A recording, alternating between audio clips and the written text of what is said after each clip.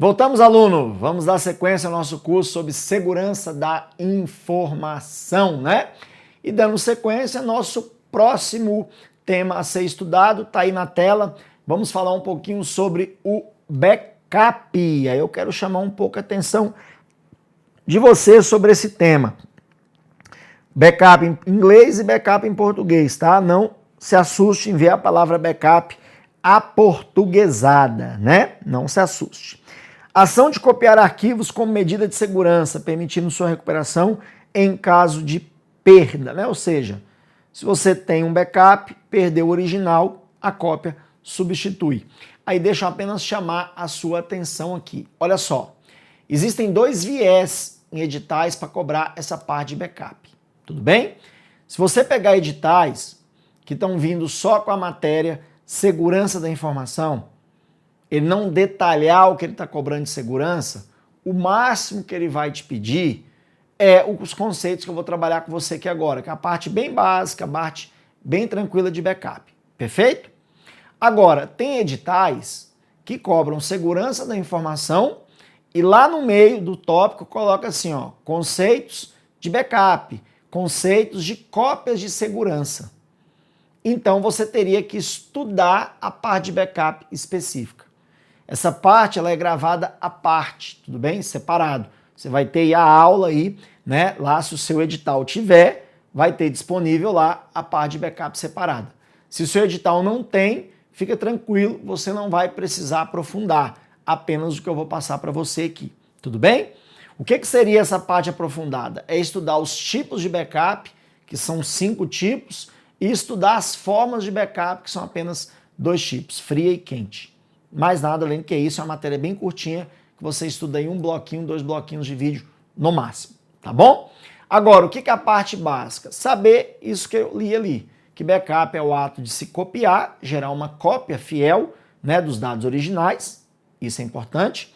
Segundo, saber que o backup age em cima de um princípio, de um pilar da segurança que nós já estudamos, que é o pilar da disponibilidade, nunca esqueça disso, tá? Saber que backup não é só de dados, o backup também é físico, tá? Existe o backup de equipamentos. Então, por exemplo, essa câmera que está me filmando, se ela der problema, mas tiver outra aqui na sala que imediatamente entra para repor, para a gente não parar a gravação, eu posso falar que é um backup. Posso falar que a empresa, né, o Gran Curso Online, trabalha com um sistema de redundância de equipamentos, tá? E a outra observação que também é bem simples é saber o seguinte, que o backup nunca deve ser feito no mesmo local de origem, né, aluno? Isso é questão de suicídio. Eu não posso fazer um backup do meu notebook dentro do meu notebook, você concorda? Você vê que não faz o menor sentido, né? Você fazer um backup no próprio local. Então, isso aí também não se faz, tá? Então, são questões aí simples, essa parte básica. Tome cuidado apenas com a interpretação de texto, tá? Que às vezes o examinador coloca alguma coisa lá que pode fazer você errar. Tudo bem? Então joga lá, eu separei acho que 2 itens ou 3 para a gente poder ver como é que é essa parte básica, né? Que é o que interessa nesse curso aqui. Olha lá, a realização de cópias de segurança, backup, e armazenamento de arquivos em mídias locais diferentes, tá vendo? São procedimentos que contribuem para a disponibilidade da informação no ambiente computacional. Tá vendo? O que ele fez aqui? Ele citou 2 coisas aí, né? A ideia de fazer backup em locais diferentes e o que o backup contribui. Contribui para o princípio da disponibilidade. Então, itemzinho correto aí. Então, é esse nível de questão que pode vir aí na sua prova, tá? Aí a questão 24, olha lá. A definição e execução de procedimentos regulares e periódicos de backup dos dados de um computador garante a disponibilidade desses dados após eventuais ocorrências de desastres relacionados a defeitos tanto de hardware quanto de software. E aí, então a questão bonitinha, não tá? Porém, ela tá errada. Essa questão muita gente cai nela, somente quando lê rápido. Eu vou explicar por quê. Essa questão, ela gera um sistema de causa e consequência, né? Qual é a causa? A causa, você tem que saber separar, tá vendo? A causa é isso aqui, ó. Ele deu backup de dados. É uma causa.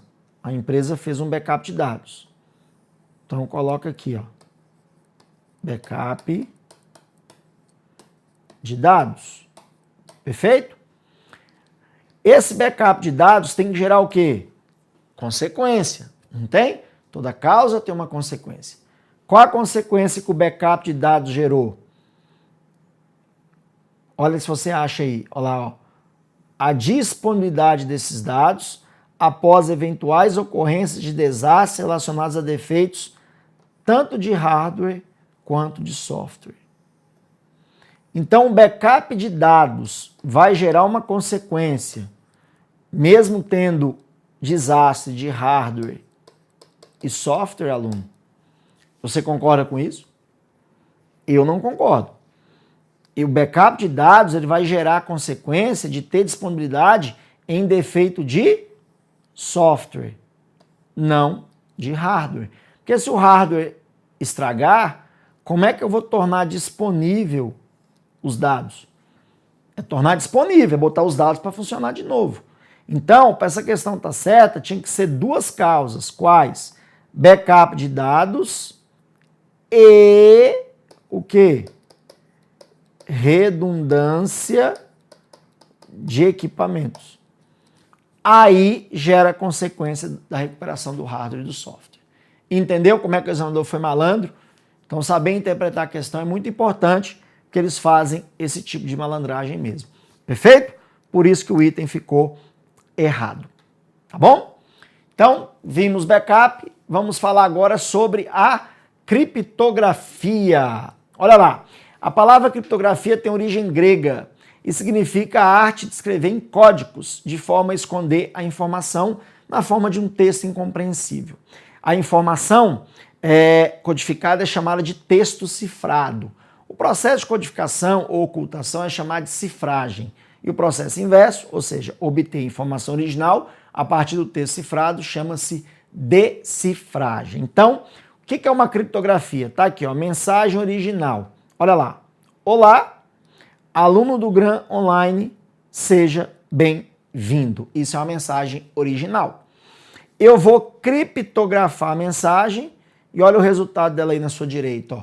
Esse é o resultado da mensagem cifrada. E aí, você consegue ler essa mensagem? Você consegue saber que esse bando de códigos é aquele aluno do GRAM Online, seja bem-vindo? Não. Você vai ter que quebrar uma chave, né? Só para você ter uma ideia, se a chave tiver um tamanho de 128 bits, você teria que matematicamente descobrir uma combinação de 2 elevado a 128. Que eu acho improvável você conseguir quebrar essa chave. Vai dar um número muito grande, né? Então você vai ter que ter um sistema computacional muito potente para quebrar. Então a criptografia ela é muito usada hoje na segurança da informação porque é um processo que dá realmente segurança, né? A criptografia gera o princípio da confidencialidade a uma informação. A informação fica confidencial quando ela está criptografada. Perfeito? Essa é a teoria. Aí a prática é o seguinte, nós temos dois tipos de criptografia. Uma criptografia chamada simétrica e uma outra chamada assimétrica. Olha só, como é que você interpreta texto? O que é uma simetria, aluno? Simetria é algo paralelo, algo único, né? Ou seja, algo uniforme. Não dá ideia de simétrico? Então, a simetria, você vai utilizar numa criptografia simétrica uma chave, tá? Essa chave é chamada de chave secreta ou de chave privada. Como assim, professor, uma chave? Vem aqui, deixa eu te explicar. Na internet, você acha isso aí de graça. A criptografia é gerada por programinhas. Existe um programinha chamado PGP, tá? Que é um servidorzinho de criptografia que você até baixa aí pelo próprio Google, tem de graça. E esse PGP ele pode ser de criptografia simétrica e assimétrica. Simétrica é um só processo. Então ele vai trabalhar com uma chave.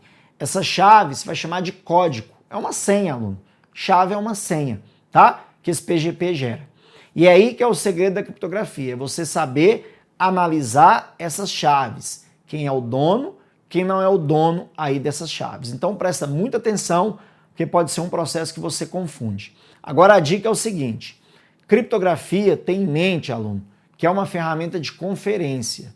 Se você entender isso, você tem meio caminho andado.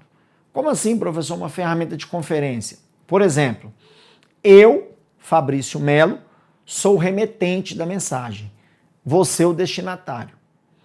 Quando eu mando uma encomenda para você, né, uma coisa que você comprou na minha mão pelo Mercado Livre, por exemplo, quem é o principal responsável em conferir o teor dessa encomenda? Eu que estou mandando ou você que está recebendo? O principal conferidor. Não é você, que é o destinatário que vai conferir? Então, se é você, a criptografia, a responsabilidade não é tão do remetente, é do destinatário que está recebendo a mensagem. Fica ligado nisso que você vai entender isso agora. Quer ver? Joga lá. Olha lá. Num processo simétrico, então nós temos o remetente e temos o destinatário. Então, olha só.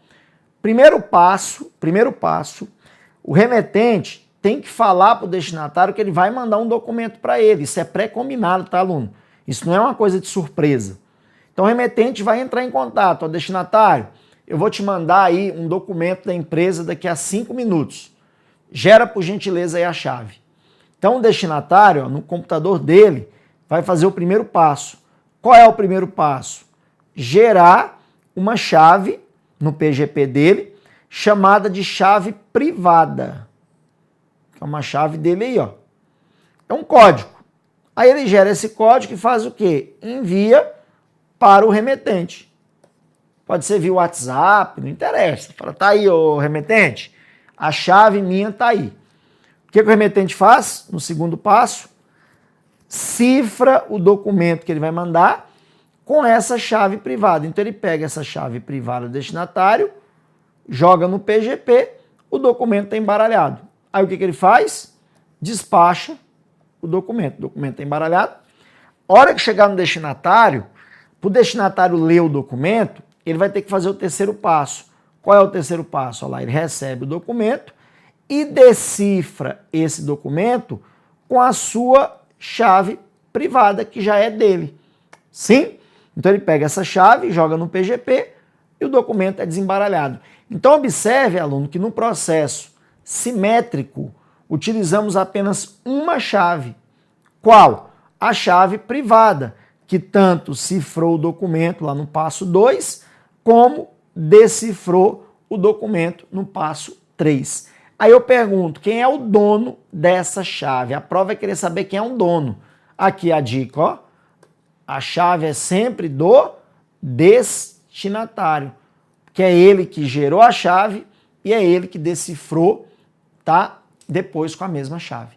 Então, simetria, uma chave chamada de privada, e essa chave tanto cifra como decifra o documento. Perfeito? Essa é a criptografia simétrica. Agora, o que muda para assimétrica? Você concorda que uma simetria é isso aqui, aluno? Ó? Existe uma variação, é algo variável. Então, a assimetria, você vai utilizar agora duas chaves, plural, tá vendo? Quais? Uma é a pública e a outra agora é a privada. Então, como é que é feito aqui o processo? Olha lá, o remetente vai entrar em contato com o destinatário, dizendo que vai mandar um documento para o destinatário. Então, qual é o primeiro passo? Olha o primeiro passo aqui embaixo, ó. O destinatário gera uma chave agora chamada pública e envia para o remetente. Por que pública? Aluno, tudo é interpretação de texto. Pública é uma chave que pode vazar. Então, raciocina aqui comigo. A chave pública, se ela cair na mão de um terceiro, não tem problema nenhum. Por quê? Porque a chave pública vai ter o papel só de trancar o documento, fechar o documento. E só quem tem um documento para fechar não é o remetente? Então, se eu vou mandar um documento para você, você gera a chave pública para mim e um terceiro intercepta, ele não vai fazer nada com essa chave. Porque a chave só tem a função de fechar e ele não tem documento para fechar. Então, quando você ouvir falar em pública, é uma chave que qualquer pessoa pode ter acesso. É uma chave que não tem que ter o menor sigilo sobre ela. Perfeito? Então, volta lá. Então, o destinatário gerou a chave pública e enviou ela para o remetente. Olha lá. Tá aí, remetente, minha chave é essa aí. Então, qual é o segundo passo? O remetente vai cifrar o documento com a chave pública desse destinatário. Então, ele foi lá e inseriu a chave pública aqui, o documento está cifrado. Aí ele pega o documento e manda, perfeito? Hora que o documento chegar, o destinatário faz o terceiro passo. Qual é o terceiro passo? Ele recebe o documento e decifra esse documento com a segunda chave que ele gera, que é chamada de chave privada dele. Ou seja, o PGP dele gera uma segunda chave que só ele conhece para poder abrir o documento. Então, aluno, quantas chaves nós usamos aqui? 2. Quais? A pública para fechar o documento e a privada para abrir o documento. Tá vendo? E quem são essas chaves? Dá uma olhada lá em cima na dica, ó. As chaves são sempre do destinatário. Remetente não tem chave. Só o destinatário que é o possuidor da chave. Perfeito? Qual processo é mais seguro? Não tem a menor sombra de dúvidas que é o processo assimétrico, né? Porque o assimétrico tem 2 chaves, né? Aí tendo 2 chaves, se a pública vazar, não tem como abrir, né? Porque só abre com a privada, né? Agora, no processo simétrico, se a privada vazar, o documento é aberto. Por isso que é um processo mais perigoso. Tudo bem?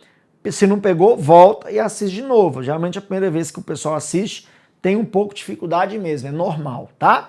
Vamos à questão número 25 aí, ó. Uma mensagem enviada de X para Y. Então, olha só. Faz assim, ó. Remetente X, destinatário Y.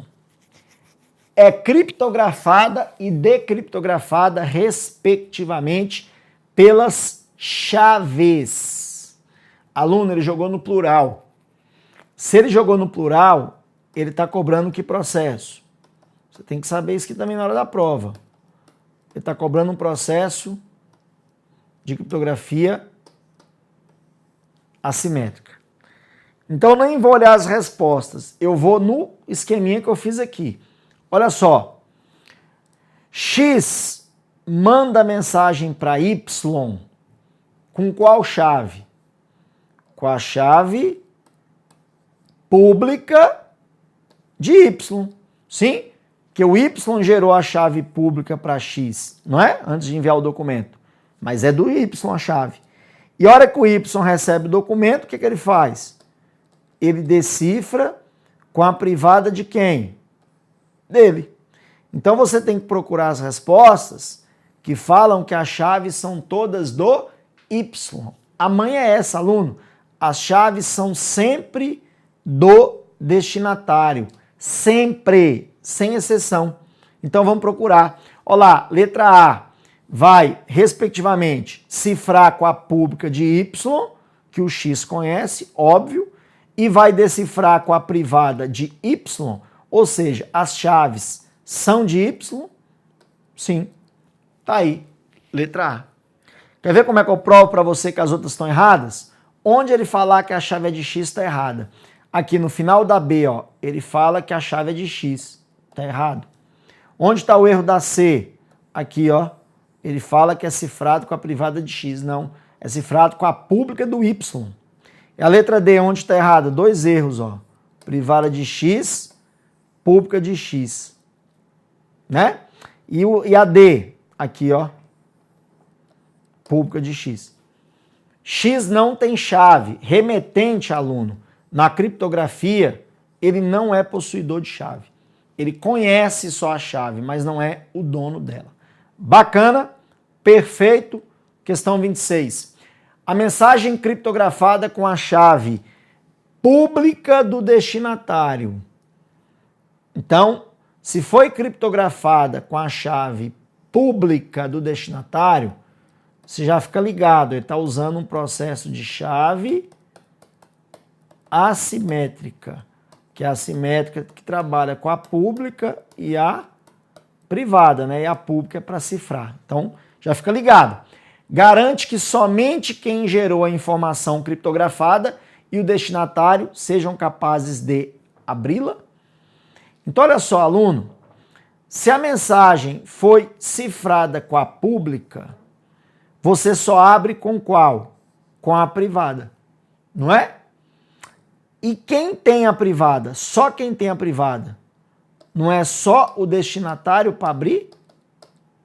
Então, como é que ele fala que quem gerou a informação é capaz de abrir a mensagem? Não. Quem gerou a informação, não. Porque quem gerou a informação fechou. Só abre com a privada. Como é que ele vai abrir se ele não tem a chave? Então, item errado. Quem abre a mensagem é só o destinatário. Bacana?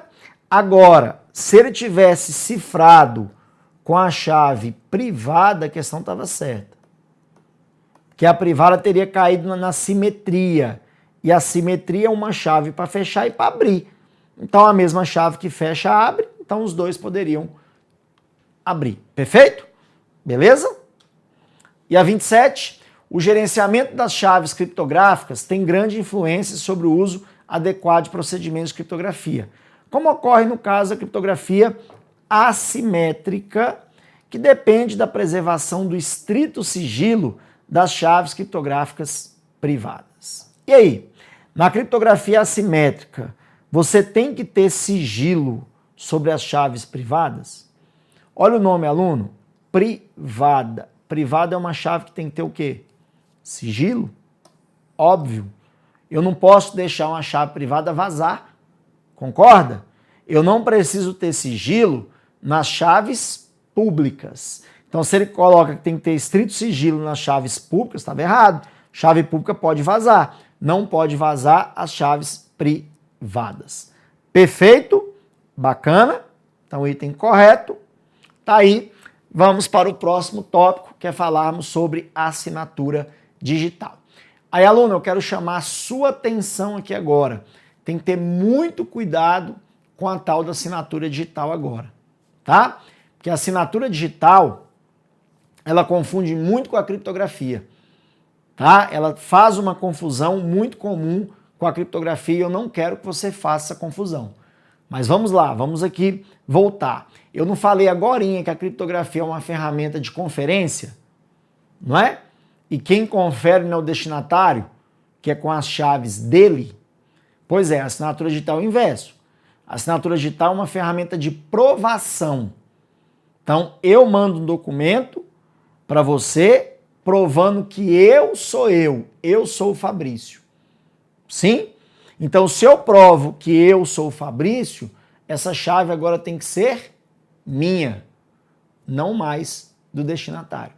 Então, você vai ter que inverter o processo, mas a gente vai fazer aqui no esquema. Eu só quero que você já não se confunda, que você separe o estudo de uma coisa com a outra. Bacana? Perfeito? Então, vamos ver só o conceito? Joga lá.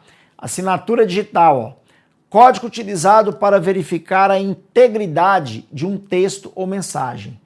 Também pode ser utilizado para verificar se o remetente de uma mensagem é mesmo quem diz ser, gerando assim um não repúdio por parte dele. Tá vendo? A assinatura faz parte daquele grupo de autenticação de aquilo que você possui. Tudo bem? A assinatura digital, como é que ela nasceu, aluno? Ela nasceu no governo Fernando Henrique Cardoso. Salvo engano, em 2001, Fernando Henrique Cardoso editou uma medida provisória, criando aqui no Brasil a ICP Brasil, que é a Infraestrutura de Chaves Públicas do Brasil, ok? Dentro dessa infraestrutura de chaves públicas, foram criados vários órgãos, tá? Que é o que você precisa saber, tá? Que são órgãos que vão dar aí vida à assinatura e à certificação digital no âmbito civil e jurídico. E lembre-se, a assinatura digital tem a mesma validade que uma assinatura reconhecida firme em cartório. Se você tem lá um documento com a sua firma reconhecida em cartório e você tem o mesmo documento no computador com a sua assinatura digital, ambos têm a mesma validade. Perfeito? Então joga lá. Olha aí, ó. De que é composto a ICP Brasil?